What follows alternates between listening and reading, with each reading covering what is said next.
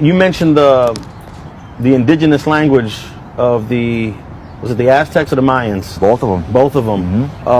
You said it was connected to an old Hebrew, Ancient Paleo-Hebrew. ancient. So does that mean that that language that was indigenous to what Mexico and Central America is today was a Semitic language? Yeah. So what the schools teach you is an indoctrination. You get inducted into this indoctrination of what they want to call you, or what they tell you that you are. So, for instance, our people get called Hispanic, right? So Hispanic, not knowing what that term means, we call each other Hispanics, but that was under the Spaniard captivity. When the Spaniards came in 1492 and, raped, robbed, and pillaged, the people of Mexico, how they knew you were under that captivity was by calling you an Hispanic, how you belonged to a family of a Spaniard that took you worked on their plantation, you were given their last name, like my last name, Ayala.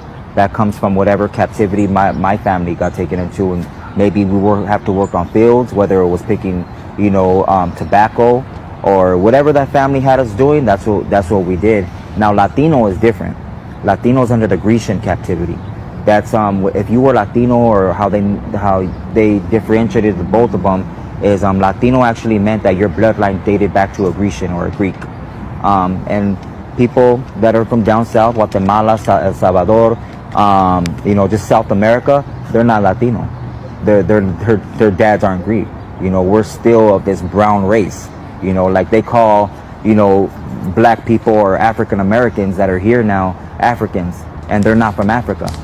They actually just got taken into captivity in Africa while fleeing Israel. Africans are Hamites. They're from the tribe of Ham.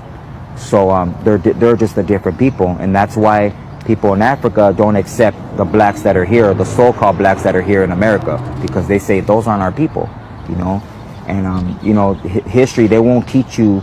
In my era, they taught us a little bit of Aztecs and Mayas and Incas, just a little bit, but they never tell you how our people got here. They'll never tell you. We came from somewhere. They'll never tell you, how we read the stars. We used a thing called cenotes, which were these ponds, reflection ponds, to read the stars.